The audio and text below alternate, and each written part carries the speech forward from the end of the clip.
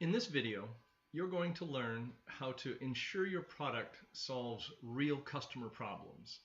The reason you need this information is because you don't want to spend your time and money developing a product that no one wants. We're going to cover valuable material and you'll want to watch till the end. But first, a little about myself. My name is Ed Preble. I've been doing internet marketing for 25 years. I've built multiple million-dollar internet businesses. I've got a bachelor's degree in business and marketing, a minor in computer science. It's as if the internet was made for me.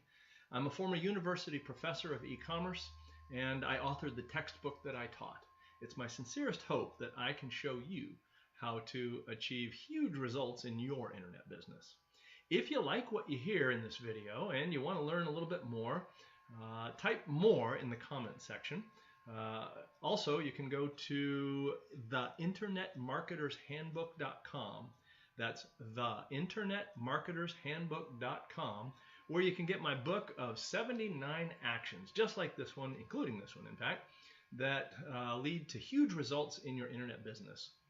It's a whopping $5.60 for the book, a 10-video training course, and a bunch of other goodies, along with a 100% satisfaction money-back guarantee. If you're not completely happy, I'll give you all of your money back, all $5.60 of it. If you want it, great.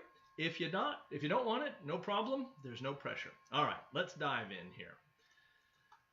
We're going to talk about how to ensure products that you create solves a real customer problem.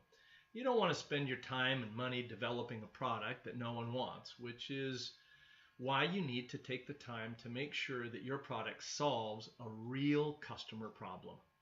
To help ensure that your product or service is addressing a genuine customer need, you can use Alex Osterwalder's Value Proposition Canvas tool to map out your company's business model and test it against other alternative methods. I'm going to talk about that a little bit further here, and I'm going to show you an example of it. I'm going to show you a couple of examples of it. But I want to point out that your value proposition describes the, the bundle of products and services that create the value for a specific customer segment. The question that you want to ask is, what value do you deliver to the customer? Which one of our customers' problems are we helping to solve? Which job are we helping the customer to get done? Which customers' needs are we satisfying? What bundles of products and services are we offering to each customer's segment? So the idea here is that your value proposition is the reason why customers turn to your company over another. It solves your customer's problems or satisfies your customer's needs. Each value proposition consists of a selected bundle of products and or services that caters to the requirements of a specific customer segment. In this sense, your value proposition is an aggregation or bundle of benefits that your company offers customers. Some value propositions may be innovative and represent a new or disruptive offer. Others may be similar to existing market offers, but with added features and attributes. Some types of value propositions include your value proposition for creating value for a customer that segment through a distinct mix of elements catering to that segment's needs. Values may be quantitative, for example, price, speed of service, or qualitative, for example, design, customer experience, elements from following non-exhaustive. Let's try that again. Elements from the following non-exhaustive list can contribute to the customer's value creation. Newness, performance, customization, tailoring products and services to the specific needs of an individual customer segment, getting the job done.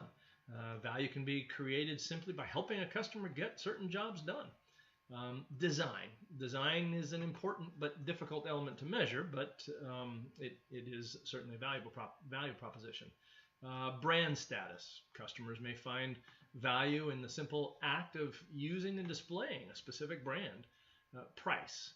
Offering similar value at a lower price is a common way to satisfy the needs of price-sensitive customers, but low-price value propositions have important implications for the rest of the business model. Sometimes a higher price item creates a different value proposition. Cost reduction, helping customers reduce their costs, risk reduction, accessibility, convenience, usability. There's a whole bunch of items. So the trick here is how do we go about finding or identifying what the customer proposition is? Well, let me show you. We're going to go over here, switch this up here. This is the value proposition canvas. And what we see here is two sections. Now, don't get too confused, because the most important thing to realize is you start from the right and work your way to the left.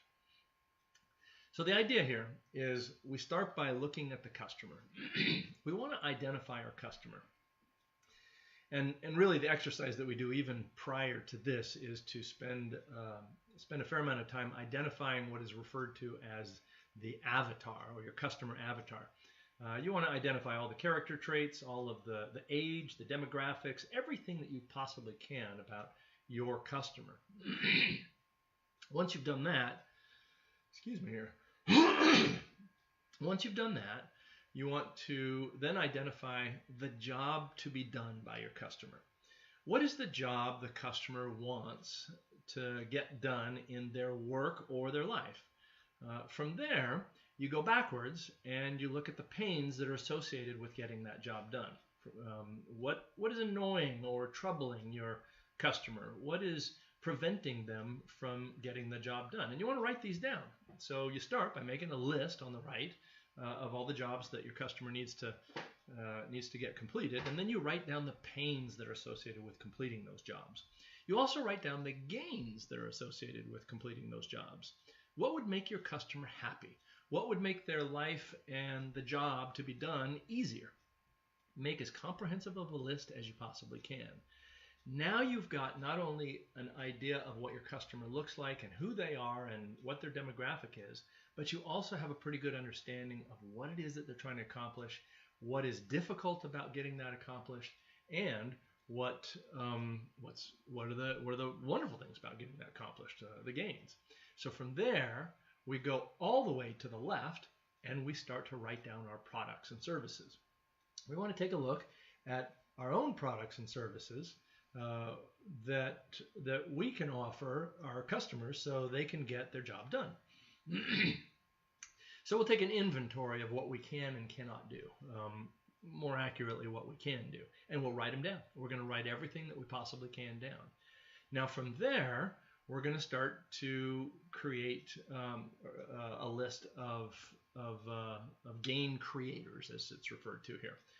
What you can offer your customer that can help them achieve their gains. We're trying to line this up with their gains. So you take your products that you've listed, and you start to write down all of the things that essentially help them create their gains. And I'm going to give you some examples of this in just a couple of minutes. The other thing that we do is we write down the pain relievers. We want to identify the things that our product does that relieves the pain that we've identified in the other area. So we'll write that down, and then once we write that down, we're either going to have a fit or a misfit. No pun intended there. So without further ado, let me show you a couple of examples. Let's take the idea of cars here. I've got it all set up. So this would be the value proposition for a Tesla. We start over on the right-hand side, and we see that the job to be done by the customer, by the client, the prospect, is they want to be different from others. They occasionally drive a long-distance trip. They commute to work. They want personal mobility, and they want to convey an image of success. All right.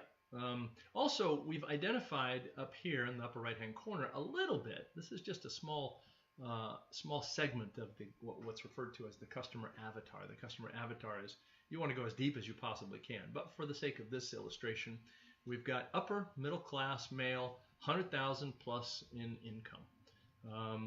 We've even got a picture of him, what he looks like. Short hair, unlike my hair, but that's not a reflection on me in any way. But anyway, suit. I'm just not that kind of guy.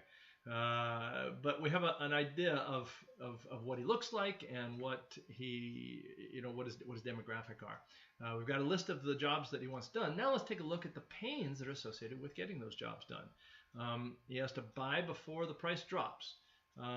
He has to, as a lack of charging stations. That's a big one for Teslas, because you got to charge them at your house. The fear of a dead battery, that would be a pain.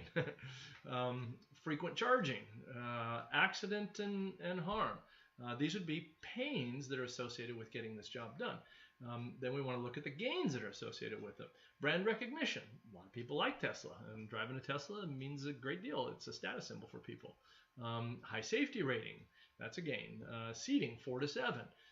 High-end battery tech, range 250 to 400 kilometers. Performs like a sports car, design, compliments from friends. These are all the gains that are associated with him being able to have and get the job done of driving a Tesla. So now let's go backwards and take a look at what we have to offer, what Tesla has to offer. They have an 8-year battery warranty. They've got, I'm not sure if few options here refers to very few, like just a little bit of options, or I think that's what it refers to, few options. Model S, 60 to 85 kilometer wattage, Model X and Model 3. So this is what they have to offer. Now they take a look at the pain relievers. The pain relievers have got, it's a 5 to 2 seat car. There's an entire charging network, and you can charge the car 45 to 90 kilo something per hour. Not exactly sure what that is, but that's their pain reliever. And what we see is that actually relieves the pains that are associated with on the customer side. Their gain creators are high performance, focus on design and style, high-tech feel, autonomous car. So these gain creators satisfy the gain desires that the customer has. So that's why we have a fit. It's an excellent fit. Now let's take a look at another one. Actually, let's go to this one here. So this is the Toyota. The job to be done is a little different here. Be the same as friends. Distances are not far from home. Community to family activities, personal mobility, convey image of happy family. Now some of these are somewhat similar to the Tesla, but it's a little bit different. The pains, buy before price drop, lack of charging stations. This is the Tesla, the Toyota Prius, I believe. Fear that something happens with the car, frequent charging, accident. It's just real similar. Safety ratings, brand recognition, performs like a big family car. Design, compare with car, to compare with the car of a friend. So these are all the items for the gain. Well, we look at the product and service for the Toyota, and we see that they have the customize your design, a lot of options, manual car, models, sports, Prius, Land Cruiser, models, Pro Ace, Miral, Verso. I guess those are some foreign models to the United States that I'm not familiar with. And then they've got their gain creators and their pain relievers. Well, as it turns out, the Toyota fits the needs, the gains, and the job to be done for the clients that are looking for Toyotas. But now let's take a different one here. This would be a misfit.